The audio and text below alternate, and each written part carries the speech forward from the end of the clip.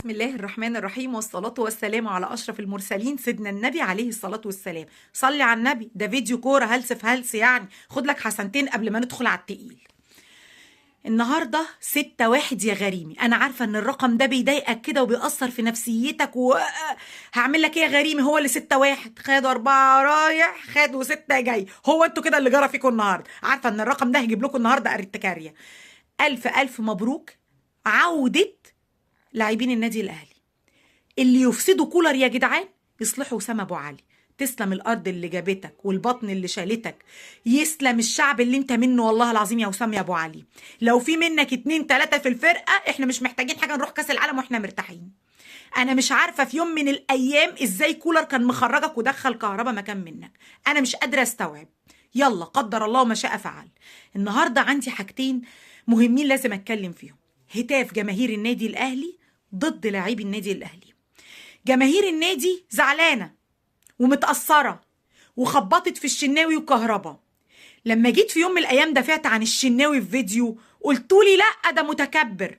النهاردة بعد انتهاء الماتش الشناوي راح ينادي على فرقته علشان خاطر يروحوا يعتذروا للجمهور بعد كمية الهتاف اللي كان ضد محمد الشناوي كابتن فريق النادي الأهلي.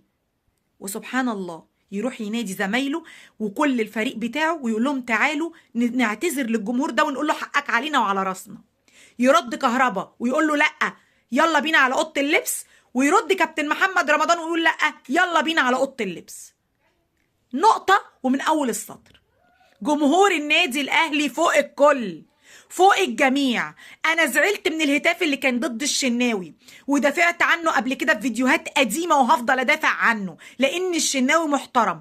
والنهارده الشناوي اكد لي نظرتي فيه وليه. الشناوي النهارده لما حس انه زعل الجمهور قرر يروح يراضيه، وصدقني لو كانت حصلت حركه زي دي وكنتوا نفذتوا اللي الشناوي قال عليه كان زمان الجمهور ده جمهور طيب، ده جمهور ما يعرفش يعني ايه سواد وضغينه، ده جمهور بيلعب عشان النادي الاهلي مش عشان اشخاص.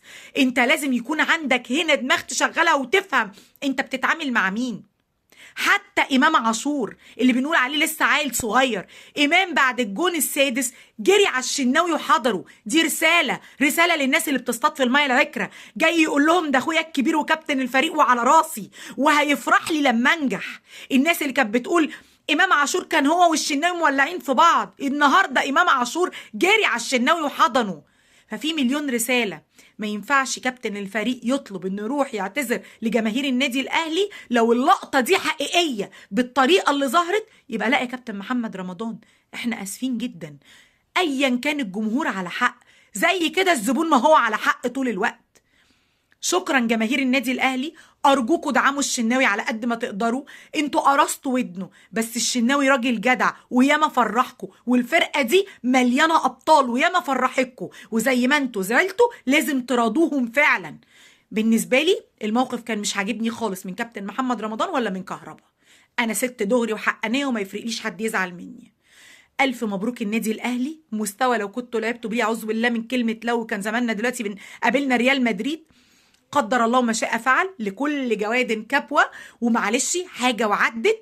ألف مبروك. النهاردة الشوط التاني مزيكا. ألف حمد وشكر لله رب العالمين. مساكوا فل وورد وياسمين، واللي عنده أي كومنت أو مختلف معايا في الآراء يكتب لي تحت في الكومنتات. السلام عليكم ورحمة الله وبركاته.